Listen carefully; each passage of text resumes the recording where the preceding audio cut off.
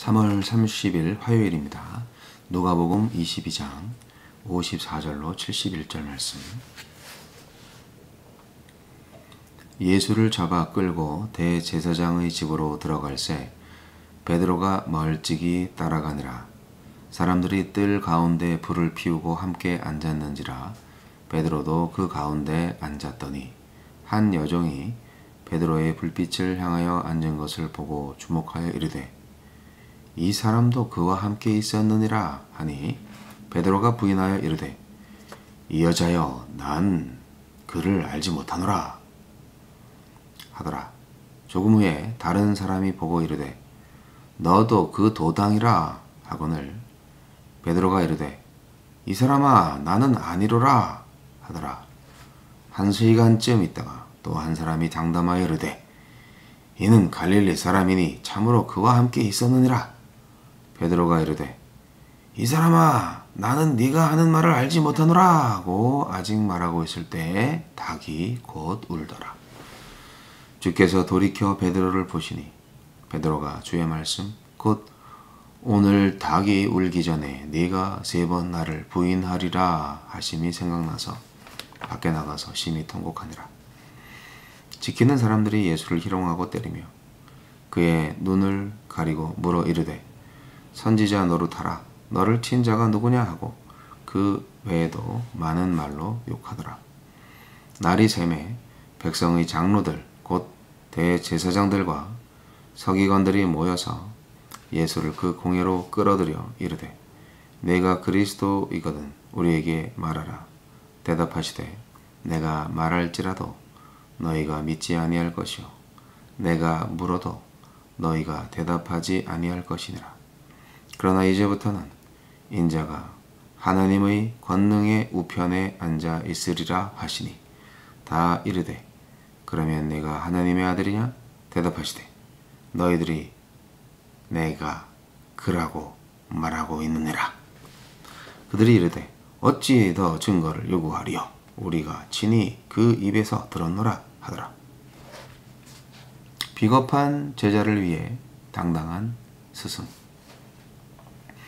베드로는 겁에 질려 예수님과의 관계를 부인하지만 예수님은 조롱당하면서도 당당하게 그분의 정체와 하느님과의 관계를 밝히십니다.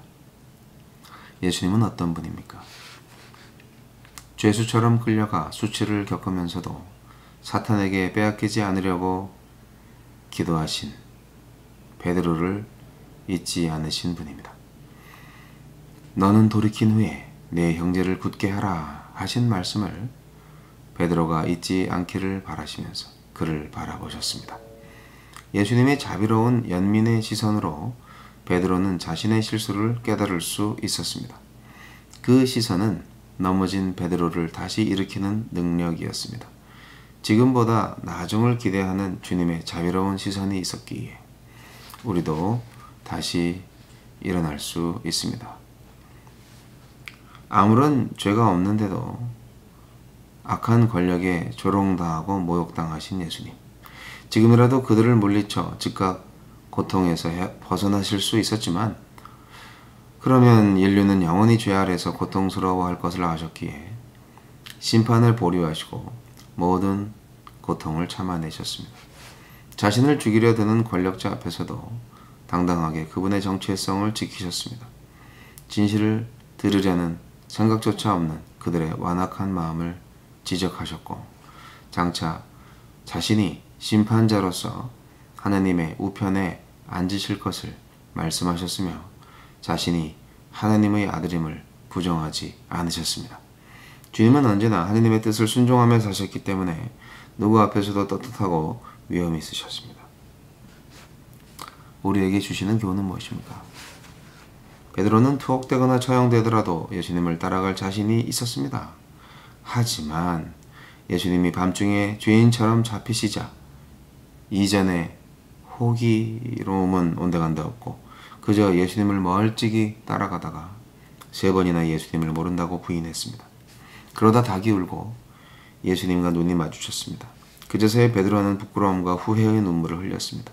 그는 두려움에 떠밀려 예수님을 부인한 경험을 통해 자기 과신의 어리석음을 버리게 되었습니다.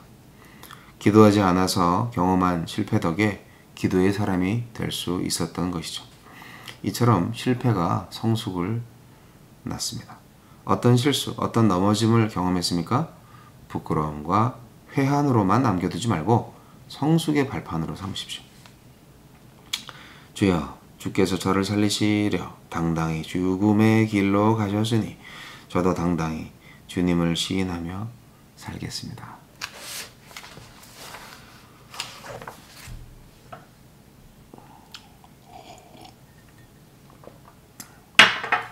어제 11시간 운전을 하고 메릴랜드에서 조지아로 무사히 잘 왔습니다. 역시 아주 쉬운 일이다. 쉬운 일이죠. 십자가에 달려 죽는 것보다는 쉬운 일인데 피곤한 일이네요. 예. 온몸이 뻐근하고 오자마자 그냥 거실에서 졸도했어요. 그래서 이 아침에 말씀을 보는 이 시간도 꽤 피곤하고 졸립니다. 커피 한 잔 마시면서 노준엽의 매일 성경을 시작합니다. 이 매일 성경의 해설이 참 잘 돼 있어서 성경 본문을 3번 읽고 해설을 한번 쭉 읽어보면 주해 설교와 다를 바가 없는 것 같아요. 해설을 잘 해놓고 그 다음에 적용하는 것까지 얘기를 하잖아요. 거기에다가 또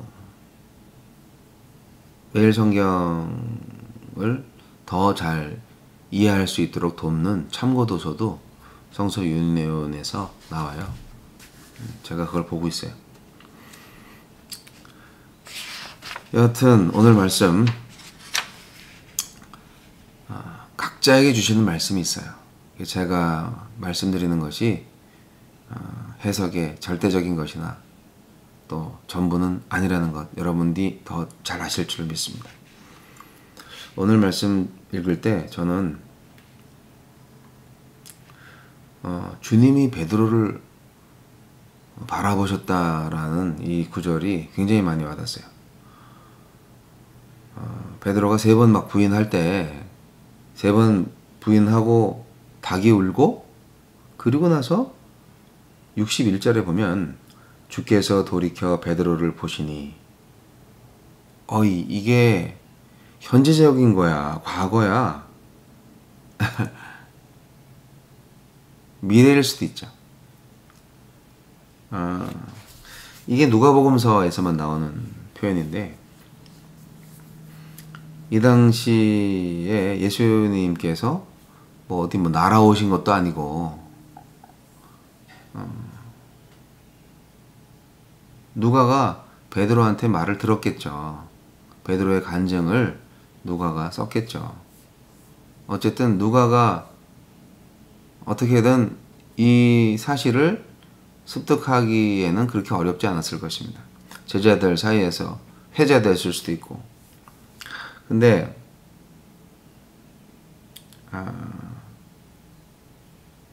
아마도 최후의 만찬 시간에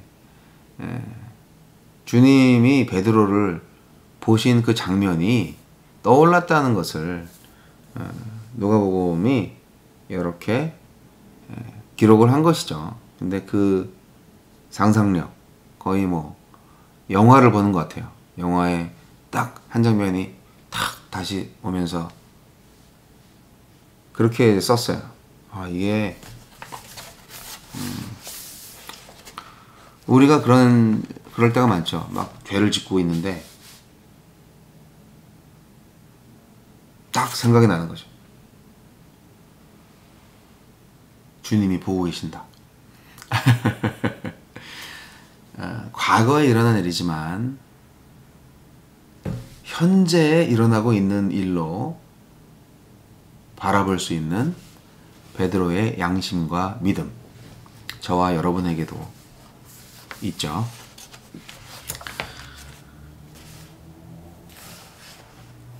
베드로의 마음을 우리가 잘 이해할 필요가 있습니다. 왜냐하면 베드로가 우리거든요. 네. 닭이 3번 울 때 나를 부인할 거다. 이 말씀. 닭소리하고. 닭소리만 들으면 베드로는 아마 경기를 울릴 것 같아요. 네. 닭소리. 나의 배신. 그렇게 생각을 했을 것 같아요. 주님의 말씀보다 자신을 더 믿었죠. 깨어 기도하지 않았죠. 예수님 기도하실 때 쿨쿨 잠만 잤잖아요. 그 사랑하시던 제자 베드로가. 어디든지 주님과 함께 하겠다고 장담했던 베드로. 이렇게 보기 좋게 실패하는 모습을 보니 어떠세요? 인간은 어쩔 수 없어요. 인간은 믿을 수 없어요. 자기 자신도 믿을 만한 존재가 못 돼요. 아무리 실력이 출중하고 몸이 건강하고 예쁘고 멋있고 그래도 안 돼요. 인간은 실수합니다. 그 실수를 인정하는 것이 오히려 강한 자예요. 실수를 인정하지 못하고 계속 변명하고 남 핑계대는 사람이 참 나약한 사람인 거예요. 실수를 인정하고 참 회개를 통해서 훨씬 더 크고 깊고 넓고 높은 자리와 지위로 올라가는 것이 성숙한 인간, 제자, 베드로의 모습이죠. 오늘의 말씀은 베드로가 참회하는 모습, 참회는 아니다. 후회하는 모습, 후회하는 모습이 아주 적나라하게 나오고 있는데, 예수님을 부인한 베드로, 평생 그것을 한이 아니다. 한이라기보다는 그냥 자신의 치부니까, 기억하고 싶지 않은 과거니까. 그럼에도 불구하고 주님이 자기를 제자로 인정해 주셨기 때문에 베드로는 사실 최고의 수제자로서 오늘날까지 우리 믿음의 사람들한테 영향을 주고 있습니다. 베드로가 원했던 예수님은 십자가에 달려 죽는 예수가 아니죠. 정치적 메시아. 많은 제자들이 그렇게 원했던 바로 그 예수님이죠. 아니 이렇게 허무하게 잡혀가실 수가 있다니요. 하지만 참 믿음은 십자가의 예수를 믿는 믿음입니다. 그리고 그 십자가를 나도 지고 따라가는 것입니다. 말씀을 무시하고 기도를 멀리할 때 우리도 언제든지 예수님을 부인하는 사람이 될 수 있습니다.